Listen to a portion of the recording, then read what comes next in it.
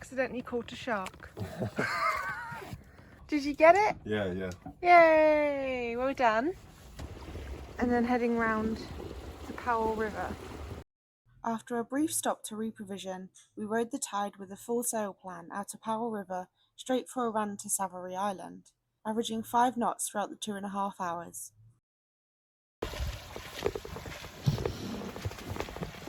Once you finish, I'm just going to take the rest of the Gennaro out. Okay, alright, yeah. We are flying along. Look at this.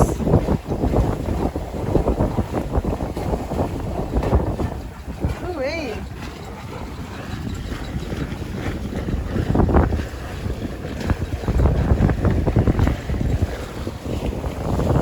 And there's a sailboat behind us.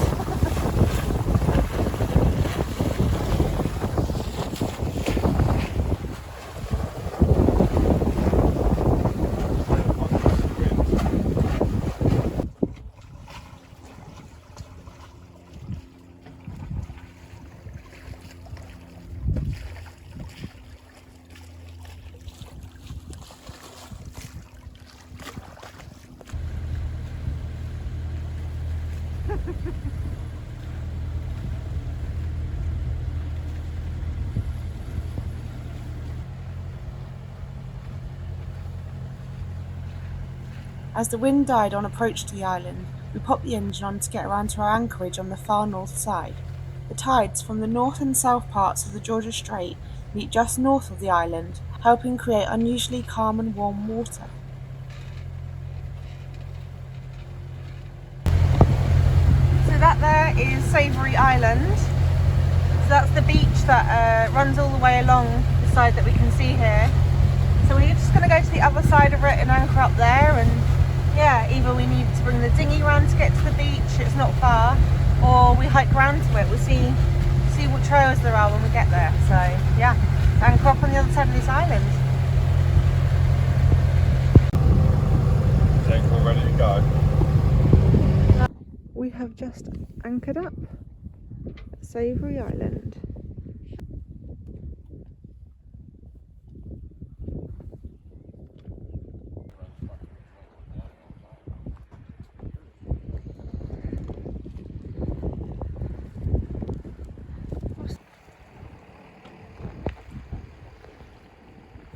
Walking to South Beach from the Government Wharf is a classic Savary adventure.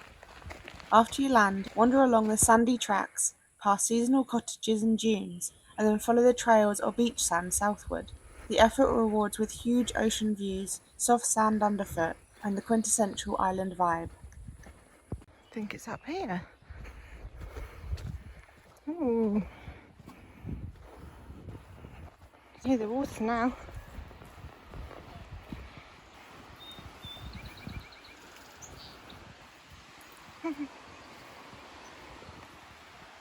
Got rope to hold on to.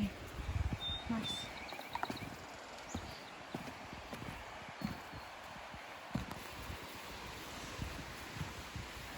Nearly there.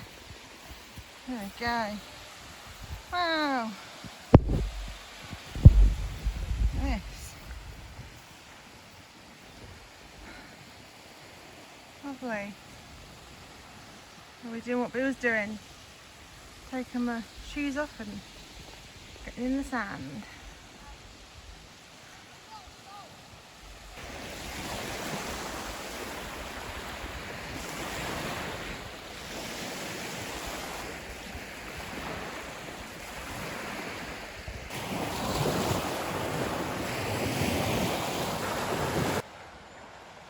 Look at that, don't even need the rope. Just showing off the camera. Well, I didn't use it either, so. I put my shoes on there, my nail popped out. It's gross. I pushed it back in there. Oh, nice. Up we go. I know everyone knows about it. That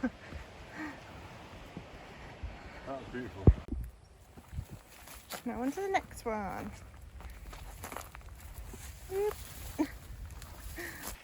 With white sand. That water is so clear. I'm hoping I've got a snorkel set we've not used yet, so hoping we can use it here for the first time.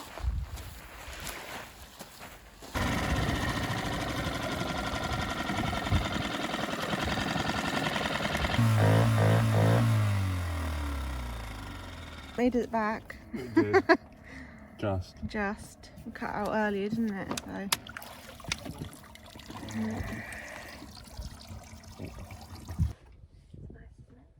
Cheers. I feel like I'm on Big Brother. You're your little tripod. Day 2. Day 2 in the Big 1300 Billy hours. house. Big Billy boat. Big Billy boat. It's very peaceful here. I thought it'd be busier.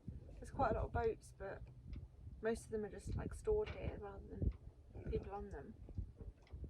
And actually over this end there's not many, it's over the other end.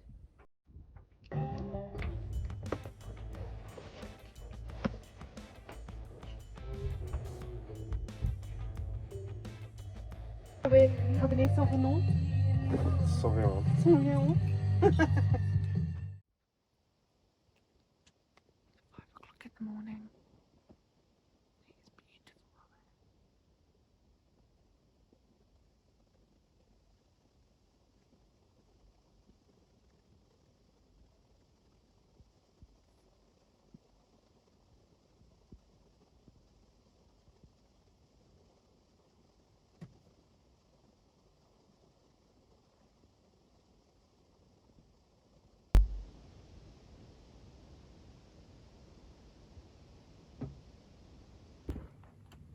How clear this water is.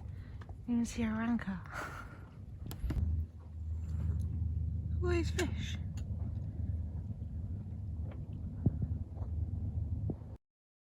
With no wind forecast, we motored an hour to our next stop at Copeland Island Marine Park, ready to stern tie for the first time.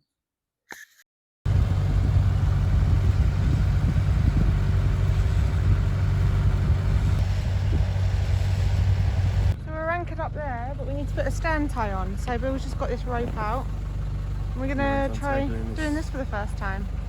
Okay, so we've got a bit of rope here and Bill's gone over with the dinghy and we're just pulling it now, so the anchor's at its best it can be. Okay.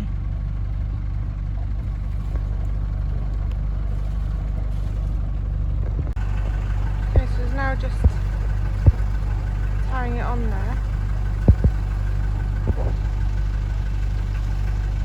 Bring it through. This is just the other side from where we anchored up. Beautiful. How clear the water is. Oh my gosh. For sailors, the Copelands offer well-sheltered waters, short hops from land, and several snug anchorages with good holding in sand and mud. It's a favourite staging stop before crossing into Desolation Sound. It's quiet, wild, and a true taste of off-grid coastal cruising in British Columbia.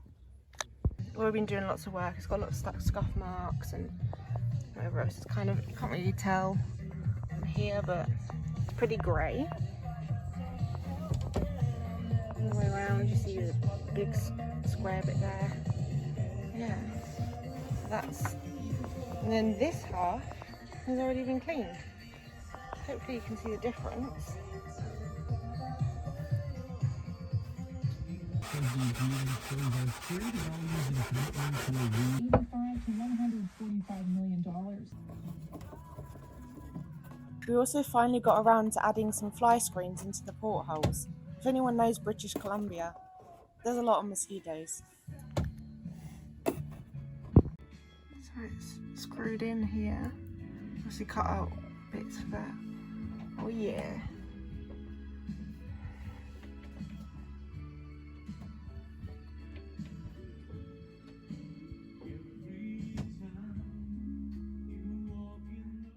Okay, so we're just about to leave the anchorage. We ended up taking the stern tie, is it? Stern tie off yesterday. The wind was just dragging us round and we didn't have enough chain out, so it started dragging and we ended up, the guy in the other boat over there mentioned to us as well, and we were like, that's a good idea, just to stay anchored and let it spin us around, which was fine. And it was quite still all night, so yeah, we're just going to leave this anchorage now and head to Desolation Sound. Due to the lack of wind between the islands, we switched the motor on again and headed to our first stop in Desolation Sound, Refuge Cove.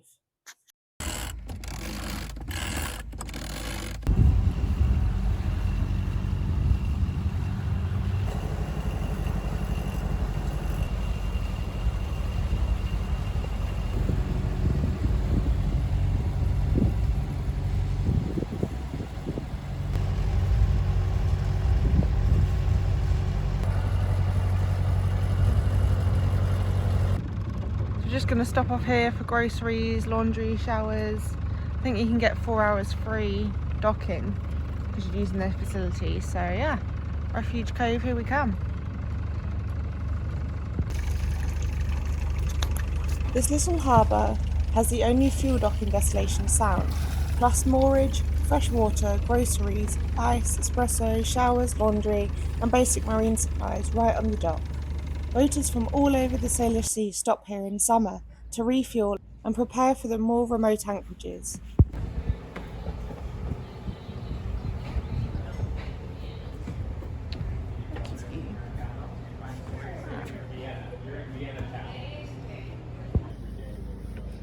Digging straight in there. 100%.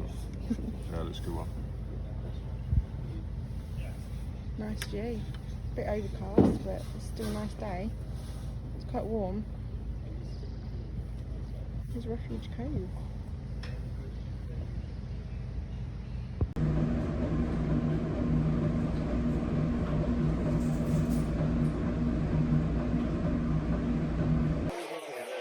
Mayday, mayday, mayday. Stephanie Thames, Stephanie Thames, Stephanie Thames.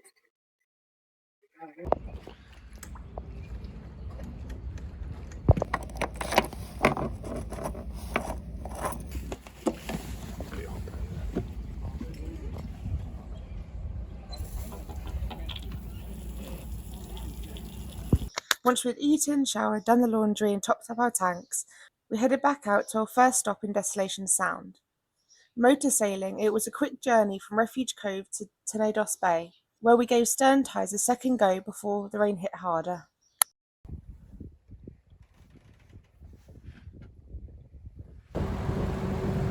Ooh, rainy over there.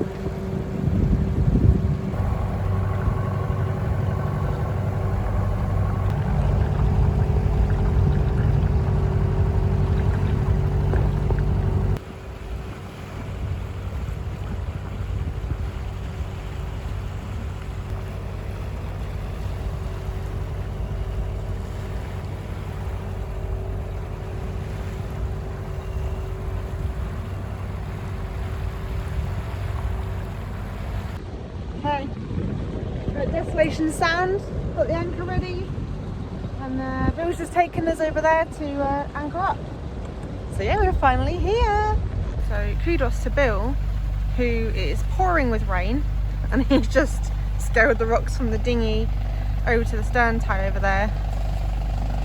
Oh god, I hope he gets back alright.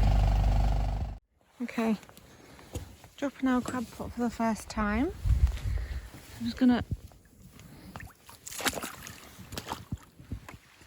here.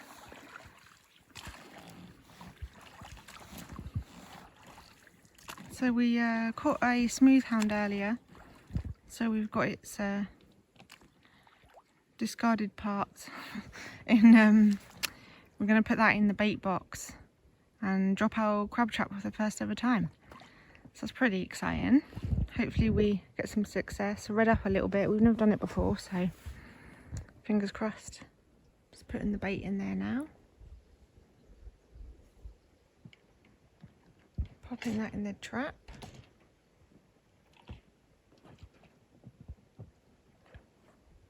There you go, and just dumping the rest that didn't fit in the bait trap around it. We need to get rid of it anyway, and hopefully that will attract them a bit more.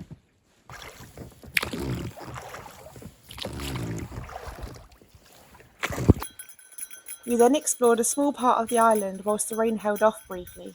As you can hear by my bell, the area is often frequented by grizzly bears, so we took caution when guiding through these tracks.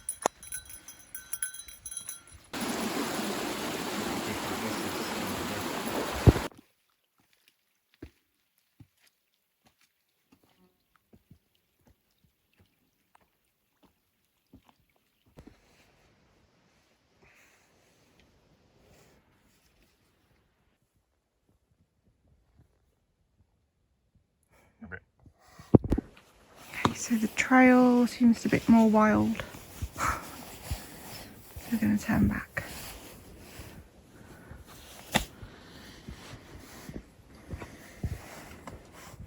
We've come outside. Look at all these jellyfish. So Bill's about to hook up the solar panel to the starter battery. Oh, she did it. Woo.